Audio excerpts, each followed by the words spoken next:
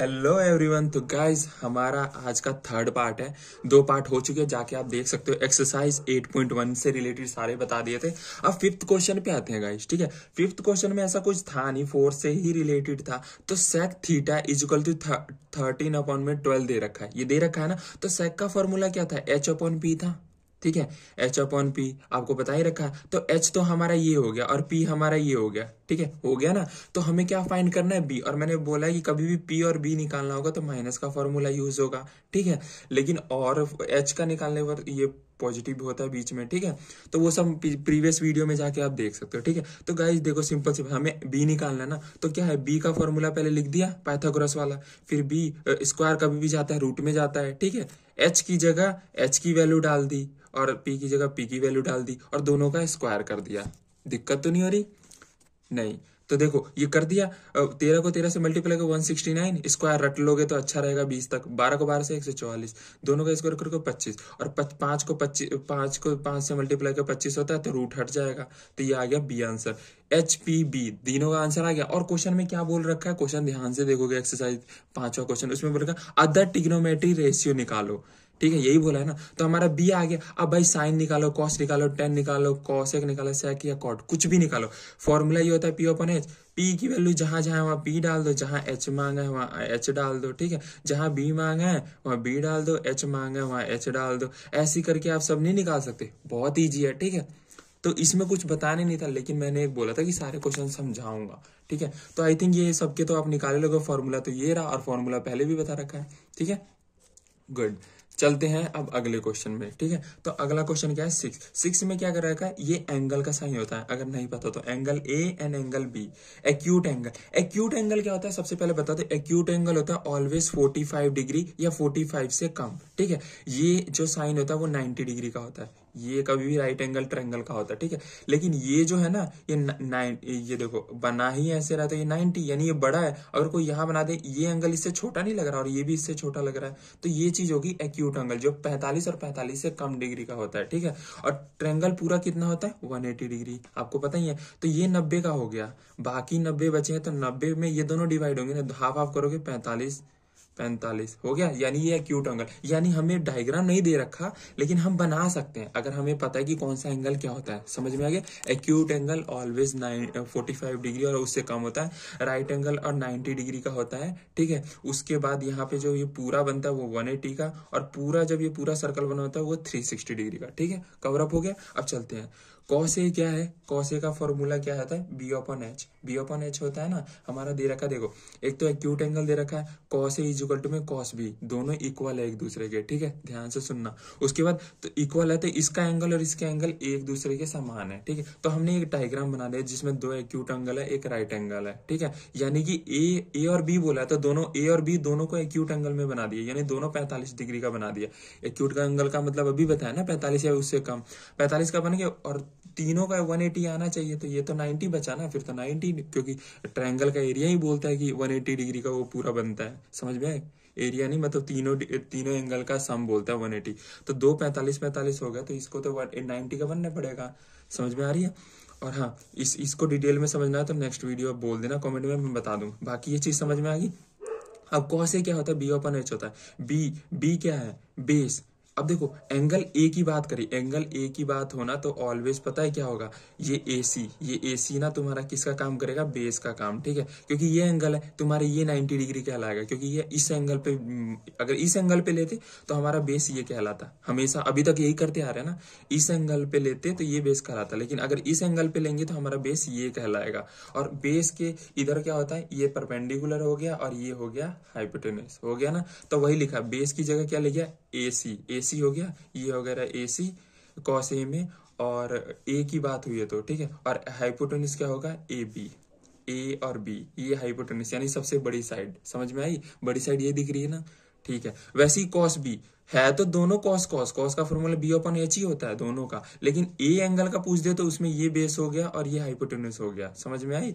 अगर बी का पूछ दे तो ये तुम्हारा क्या हो गया? ये हमारा हाइपोटेनस हो गया और हाइपोटेन्यूज सेम ही रहेगा ये बड़ा वाला, और बस बेस ये चेंज हो जाएगा। समझ में आए? वही फॉर्मूला लिखा। ये देखो ये BC लिख दिया क्या है बेस की जगह, और AB लिख दिया है हाइपोटेन्यूज का। हाइपोटेन्यूज सेम ही था। अब देखो क्या लिखा है, कॉस, क्वेश्चन में ही लिख रखा है कॉस A और कॉस B इक्वल है ना, कॉस A और कॉस B इक्वल है।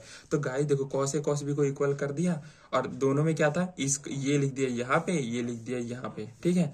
दोनों में क्या कॉमन था, AB को कट कर दिया। समझ में आई? AB OB को इज इक्वल टू के दूसरी तरफ है ना, अगर ये आता भी है तो ये प्लस में होगा तो माइनस में हो जाएगा, तो कटना ही है, ठीक है। बाकी ये दोनों अलग अलग थे, AC और AB अलग अलग है तो दोनों को लिख दिया, और दोनों में CC कॉमन है तो CC कट जाता है और हट भी जाता है। तो हमें एंगल ही क्या पूछा होता है, A इक्वल टू B, यही पूछा ना, आ गया ना angle A is equal to B। और ये इक्वल कैसे है, angle opposite to equal sides are equal. जब एंगल अपोजिट होते हैं ना, ये दोनों एंगल अपोजिट है ना, आमने सामने है। अपोजिट का मतलब क्या होता है, आमने सामने।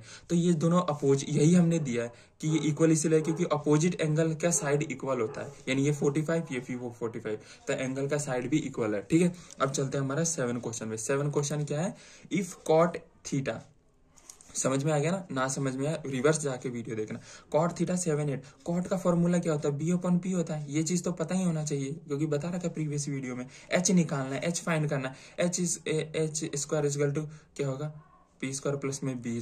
H को गया तो क्या होगा, रूट में P² प्लस में B²। अब क्या होगा, P की जगह P की वैल्यू डालो, 8 डाल दिया, और B की जगह B की वैल्यू डाल दो, 7। 18 64 7 49, इन दोनों को प्लस करोगे कितना आएगा, ये होगा 13 का 3, और ये 10 1 11, 113 हो गया, 113, यही होगा ना।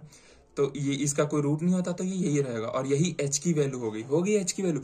अब इतना बड़े पहला पार्ट है इसका, ठीक है, तो घबराना नहीं है गाइस। पहली बात इसको देख के घबराना नहीं है। लोग बोलते हैं इतना बड़ा क्वेश्चन है डर गए। अबे भाई पहले H निकाल दिया, मैंने तो बोला था ना पहले, H निकाल दिया, तीनों चीज हो गई, B भी हो गया, P भी हो गया, और H भी हो गया। अब क्या करना है, ये फॉर्मूले में क्या है, 1 प्लस साइन थीटा है ना, -1 माइनस साइन थीटा, यही तो है ना, और नीचे 1 प्लस कॉस थीटा, और 1 माइनस कॉस थीटा, यही तो है ना।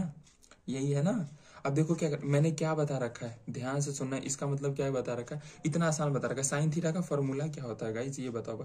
P/H होता है ना, और इधर भी साइन थीटा क्या फॉर्मूला क्या होगा, P/H ही होगा, ठीक है।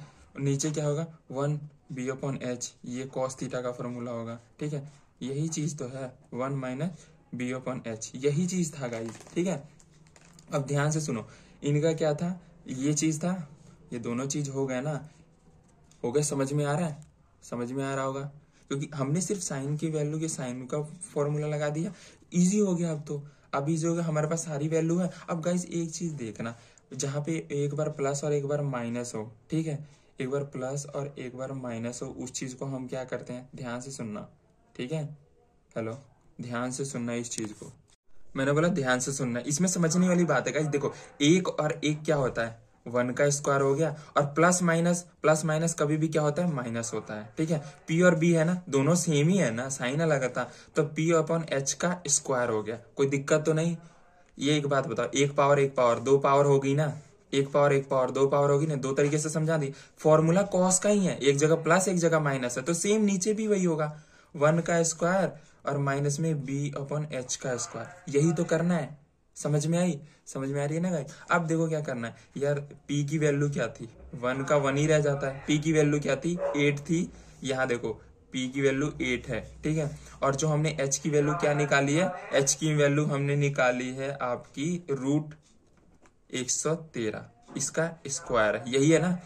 नीचे क्या है, 1 का स्क्वायर हो गया, 1 का 1 ही रह जाएगा, और B क्या है, 7 का स्क्वायर, 7 में H है ना, √113 का स्क्वायर, यही तो करना था। इसमें ज्यादा दिक्कत वाली कोई बात थी नहीं थी। अब गाइस क्या है, इसका ना अच्छे से करना पड़ेगा कुछ चीजें।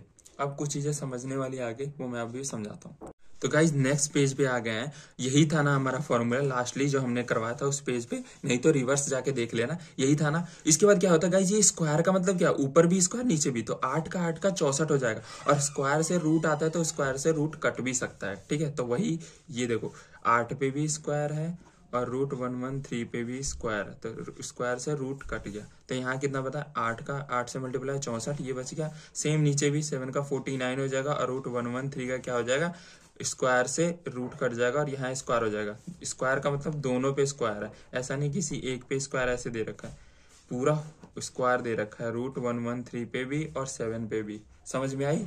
समझ में आ रही ना?